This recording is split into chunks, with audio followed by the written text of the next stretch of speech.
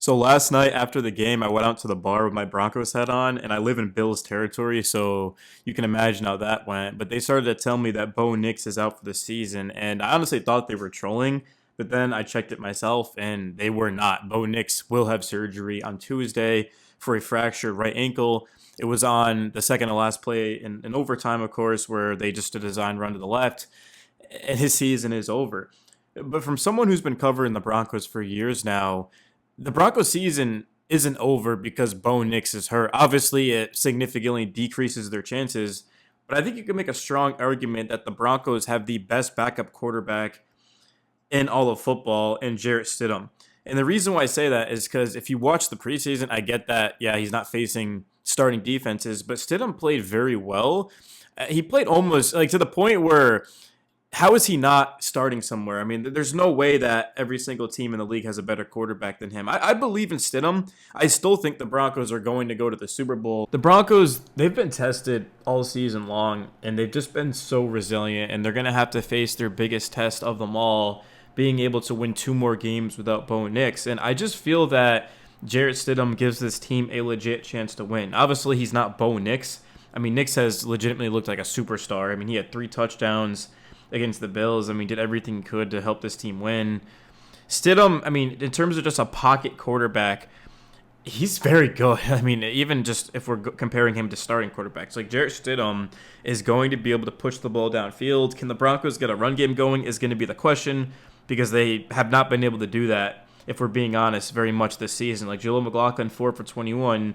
You like the efficiency, but only 4 carries. RJ Harvey, 6 for 20. Bo Nix has been the run game for the Broncos, and had he not used his legs on those third downs, the Broncos would not have won that game. So, Stidham doesn't have that type of athleticism, but in terms of him running the offense, getting everyone set, I absolutely know that he's going to be able to do that. And the Patriots, it's not like this is the Patriots with Tom Brady that were dominating everyone that came in their way. I mean, the Patriots are good, but they're not a great team. I think that the Broncos defense can keep them in the game, and honestly, the Broncos are probably going to have to score anywhere from 17 to 20 against the Texans or the Patriots to be able to win, and I think they can do that. I actually do. But you're going to be asking a lot out of Sean Payton and asking a lot out of these receivers in the run game and everything to play into it. But Denver, they're at home. I think the crowd will continue to do what it's been doing all season long and just bring that energy. I thought Denver's crowd was the best I've ever seen it yesterday, if I'm being honest. I mean, it was so loud in there. And you have to realize that Josh Allen had 2 interceptions, and he also lost, 2 fumbles? But Josh Allen still is Josh Allen. He still made some incredible plays, and you don't have to worry about that against C.J. Stroud or Drake May. Drake May is mobile and has a cannon of an arm, but Josh Allen has done things that we just never seen. And I think that the Broncos are going to be, honestly, in a better situation facing off against the Texans or the Patriots, because both those teams don't run the ball very well. Now, the Patriots statistically run the ball well, but they have had no running game so far in this game against the Texans. And yes, the Texans defense is the best against stopping the run, but the Broncos are good at stopping the run. And I don't know why anything would kind of change. The Patriots all of a sudden get a run game going. I think that the Broncos have their best defensive performance of the season next week. I'm getting way ahead of myself. I mean, the game's literally in a week.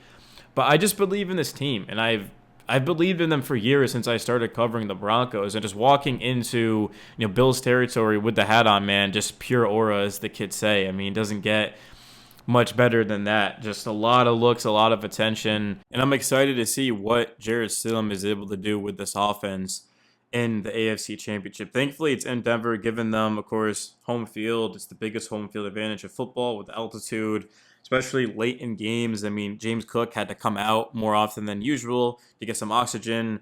And that's another thing as well, is James Cook, if he had fumbled that football, the Bills probably win that game.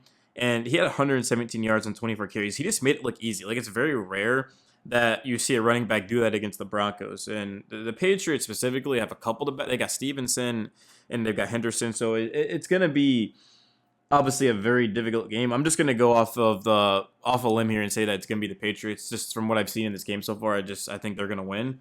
I mean, it's not over. It's an 8-point game, but still, just the Patriots and Broncos, of course, they've really been the 2 best teams in football all season long, and it's just kind of fitting that that's what it's going to be in the AFC Championship. Two teams with absolutely elite defenses, especially in the red zone. I think they're actually 1-2 in red zone defense. Correct me if I'm wrong here. So that's going to be exciting. But there's just something telling me I'm going with my. I feel like I'm more so going with my gut versus my head here, which you really shouldn't be doing, making a video on YouTube because you're supposed to be logical. But as a Bronco fan making this video, I just have seen Stidham every single day going back to training camp, just covering the team and seeing the practice clips and things like that. And he's going to be ready for this moment. And he's going to have all week, of course, to get those first team reps and to get ready to go. And Sean Payton is as good as it gets, of course, of just helping out his quarterback, making sure that he's able to get him some quick and easy throws. And because the Broncos are at home and their defense is so elite, they don't have to put up 30 points in this game. I'm going to be real. Like, if the Broncos were facing the Bills next week, no, absolutely. There's no way in hell I'd give them any chance to be able to win that with Jarrett Stidham. But they're not. They're going on. And Patriots are very good. They're actually statistically better than the Bills. But I don't know, man. I just feel like the New England Patriots is honestly a good matchup for the Broncos, kind of given the circumstance, because it's going to be low scoring, kind of just play field position. And then finally, when someone has to make a play, Jarrett Stidham is going to just shock the world and be able to find Cortland Sutton and Marvin Mims. And hopefully Pat Bryant clears concussion protocol and is good to go because he had 3 catches immediately to start up the game. Evan Ingram does 1 catch for 7 yards. There's got to be more than that, especially with Stidham coming in. These tight ends have got to get going. The Broncos haven't had any production from the tight end position in years now. So I hope Ingram can kind of have a good game here, man, because they're going to need him. And then defensively is going to be to shut down the run, keep the Patriots in third and long situations. Drake May, if you give him a 3rd and 3, 3rd and 2, I mean, good luck. It's going to be a long, long day for the Denver Broncos. And, Vance Joseph, he's probably going to be a head coach in this league within the next couple of seasons. He's been that good. I mean, the Broncos defense was literally the worst in football. Everyone remembers they gave up 70. Like, it almost feels like that never happened. That's how good this defense has been. RJ Harvey and Jaleel McLaughlin are probably the 2 most important players on the Denver's offense, of course, in this game, because they've got to get a run game going. Play action off of that 3rd and manageable, 3rd and short, a lot of quick screens. I mean, the Broncos, they run more screens than anyone in football.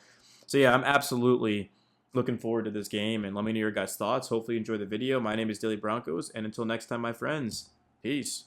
The Bills had 5 turnovers in that game, and it still should not have been that close. It's kind of scary that it did. But the Broncos realized that, hey, look, we're probably not going to face a team as good as Buffalo the rest of the way. Yeah, the Patriots, the Texans are both incredibly good. But Josh Allen, I mean, even though he had the 3 turnovers, he had an interception. He also had the 2 fumbles. Allen made plays happen with his legs, and 3rd and short is automatic for the Bills with that tush push and the design runs to the right. Like, Drake May can scramble, but he doesn't have the athleticism and mobility as a Josh Allen does.